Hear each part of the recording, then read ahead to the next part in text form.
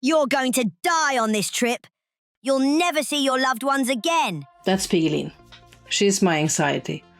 Her job is to keep me safe, and she means well, even if she overdoes it. This was the weekend we started figuring out how to do this together. Finally, I'm out on my first solo trip. If you haven't seen part 1, go watch it first.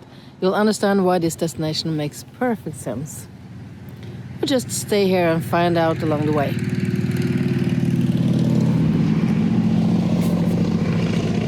So far, everything is good, I guess. And I feel good. A little bit nervous, of course, but that was what I expected. But I'm here and I'm going. So let me properly introduce you to Piggelin. Her name comes from the word pig, the Norwegian word for spike, as you can see from this picture of her. She usually lives in my belly, and when something seems too dangerous, she puts out all her spikes, yelling, "It's dangerous! Don't do it!" And that makes her impossible to ignore. Before this trip, she reminded me of everything that could go wrong. Maybe you drop your bike again and can't get it back up. Maybe you get run over by a big truck. And so on.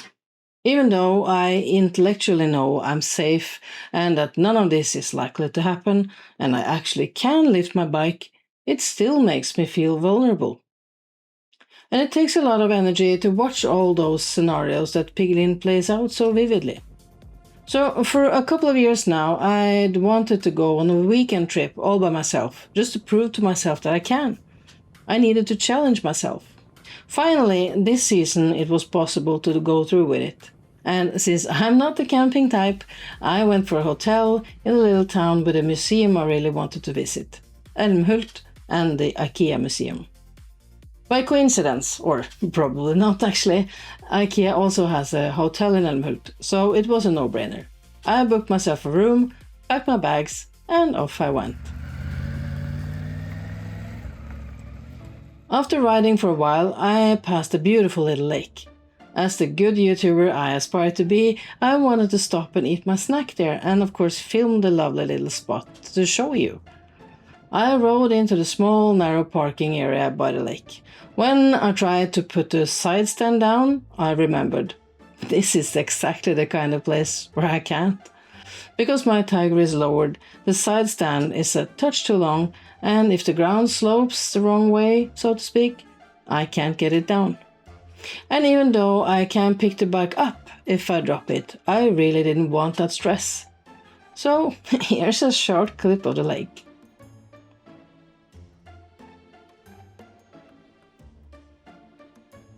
But this situation, even if it really wasn't a situation, woke up Piggelin, who reminded me that I could drop the bike.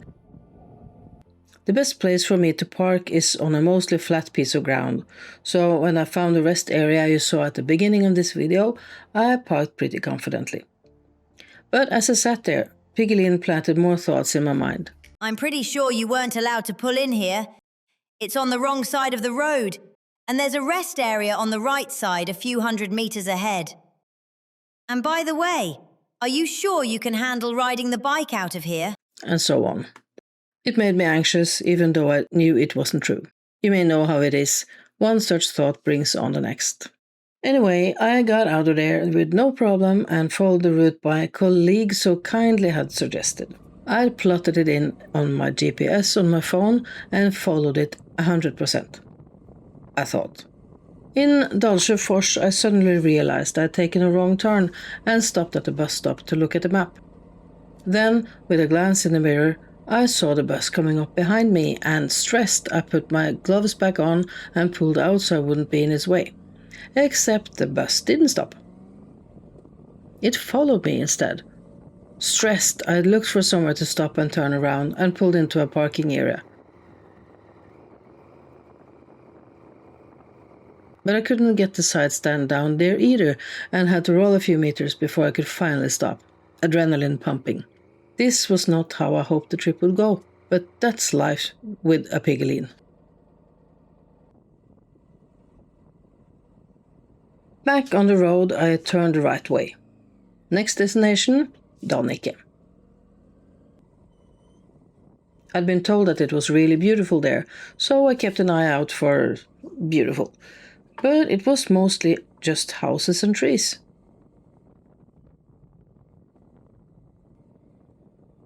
Suddenly the GPS announced I'd arrived.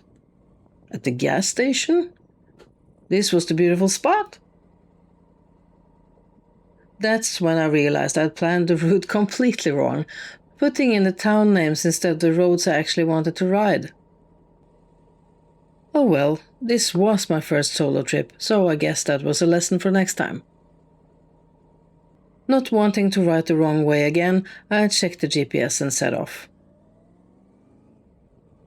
After a few meters, I realized that was the wrong direction after all, and luckily there was a big Y junction where I could easily turn around.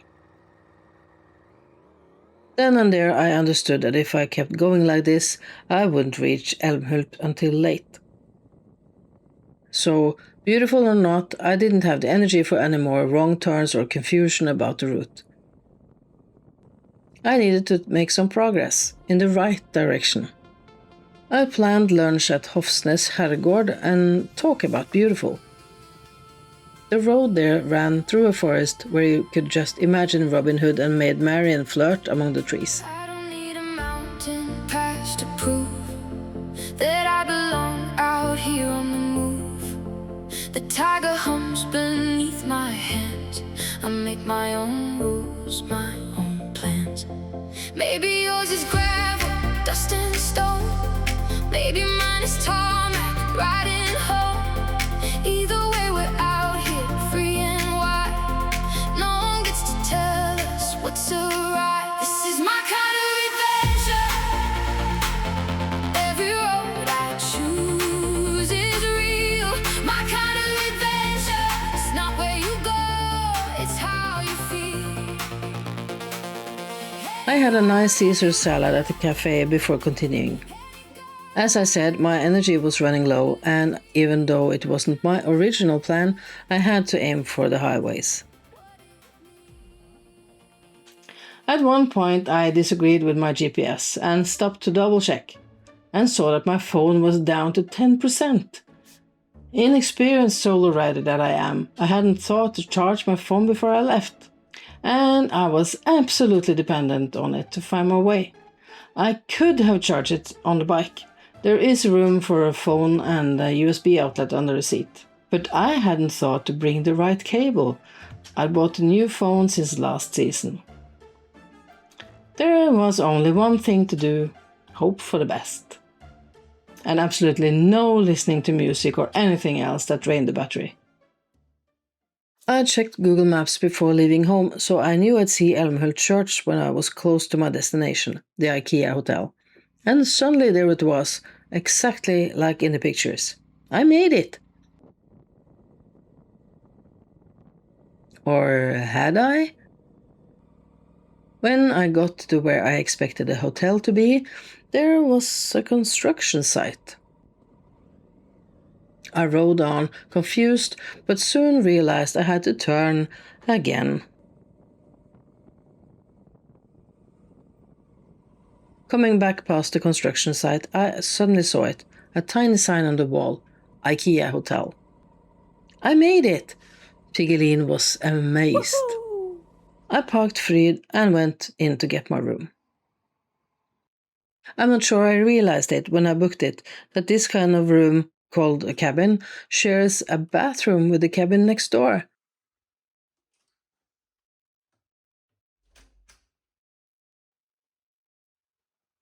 But luckily for me, the other one was empty.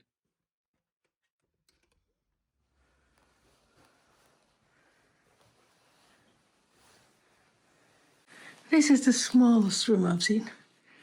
It's okay. Knowing I needed to eat something, I decided to find a grocery shop to find some food. On my way out, I walked past one of the living rooms in the hotel. It felt like a home, and I decided to sit there later to eat. I went outside and into a very quiet Älmhult to find the grocery shop. I wasn't very hungry, so I bought a sandwich, apples and some snacks and went back to the hotel. I sat down in the hotel's living room, ate my sandwich and worked a bit on the computer. I just loved sitting there in peace and quiet. It felt almost like home. I actually enjoyed my own company and did not get stressed by other hotel guests that came and went. Piggelin has obviously gone to sleep, and soon I did as well. Good morning. I have slept so good. I must have been totally exhausted. So, yeah, I'm ready for a new day. Here's the view from my room. Now, breakfast. Breakfast was served at a restaurant called Grillen, the grill, in the building next door. The interior was super cool. I don't know what I expected, but this was really nice. The breakfast buffet had everything. And even I, not really a breakfast person, ate both scrambled eggs, real eggs, not the powdered rubbery goo so many hotels serve, and bacon, perfect bacon, not the limp pieces some hotels serve, fresh buns and croissants, and orange juice. Real orange juice, not the watery stuff some hotels serve.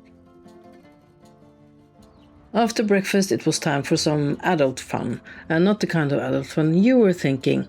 I'm talking about the Ikea museum. The museum was only a short meatball stroll from the hotel.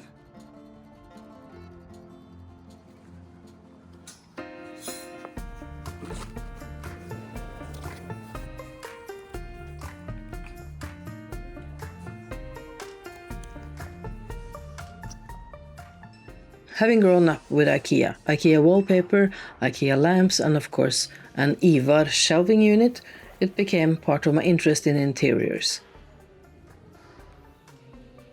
I've walked miles and miles through those blue and yellow stores, soaking up inspiration from the showrooms, bought and assembled more kitchens that I care to remember, and have a mostly loving relationship with the whole Allen key-based concept.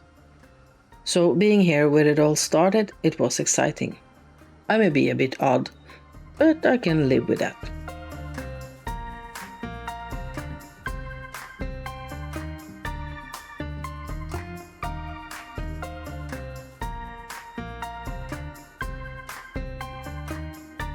What stayed with me the most was Ingvar Kamprad himself. A man with extraordinary drive and a good heart who loved a good deal, but who was open about the fact that he'd made bad ones too, and that it was all part of it. You have to make mistakes to learn. His employees described him as one of them, someone who took the time to talk to everyone and tell them their work really mattered and really mean it. He was probably a demanding boss, but I liked that people-centered attitude. And then there was the museum shop, which took me completely by surprise. I had not expected a shop with so many cool things. Clothes and tote bags and stationery and water bottles and magnets and, of course, an Allen key ring. After a few hours in the museum, I was worn out, body and brain, from all the impressions and information. And suddenly I was hungry and needed food fast. Then it hit me, was there maybe an IKEA restaurant? Of course there was. And for a tired brain that couldn't handle one more decision, the choice was easy. Meatballs. Back at the hotel and a not quite so tidy room, it felt good to rest for a bit. I'd make sure to book a table at the restaurant to guarantee I'd get a bit more food in me at breakfast and the lunch meatballs. Same place as breakfast, but now set for dinner. The food was like nothing I'd ever had at any IKEA restaurant. This was elegant all the way through. I scored some adult points getting some fish and finished it all off with a virgin strawberry daiquiri before heading back and settling into the living room again. And this, more than anything, turned out to be the surprise of the whole trip. Not the museum, not the ride. It was this, doing my own thing and feeling completely at ease. To just be there, seeing and hearing all the others around me without the anxiety of having to engage with them. I'd looked after myself all weekend, made sure I ate, slept, and set the bar exactly where it suited me. And somehow, that quiet was the thing I'd really come here to find. Then it was time to start packing for the ride home the next day and crawl into bed. For some reason, I didn't sleep particularly well that night. So I was up early, ate a good breakfast, and set off. Before I left, I had a serious talk with Piggelin. She'd been doing her best to remind me of everything that could go wrong, especially on the way down. And how many of those things actually happened? None. It might sound silly, but I said it out loud. You can take it easy the whole way home, Piggelin. I've got this. I know where I'm going, and it's going to be fine. You can just relax. And she actually did. Wiser from the ride down, I had now charged the phone fully and planned the route home. I wasn't up for a load of detours, I just wanted to get home and planned accordingly. I figured I need roughly 1 break an hour and set the coordinates into the GPS to match. I aimed for rest areas because there I knew I could park on flat ground without a slope problem, and usually there'd be a toilet and maybe even a cafe. It was the kind of planning that suited me and the day's energy perfectly.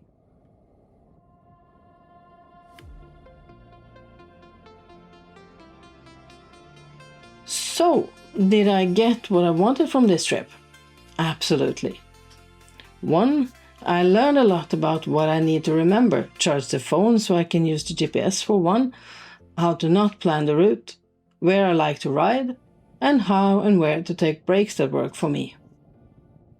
2. I found a calm in myself. I could sit and do my own thing without having to deal with anyone else, just be present and enjoy the moment. Sounds small, maybe, but it was big for me. 3. I got to experience Ikea's history in a genuinely interesting museum. I loved being able to just wander and look for as long as I wanted without adapting to anyone else. And maybe the most important of all, that feeling of having done it. I found my way. I didn't drop the bike. I survived. And I enjoyed it. That's my kind of adventure.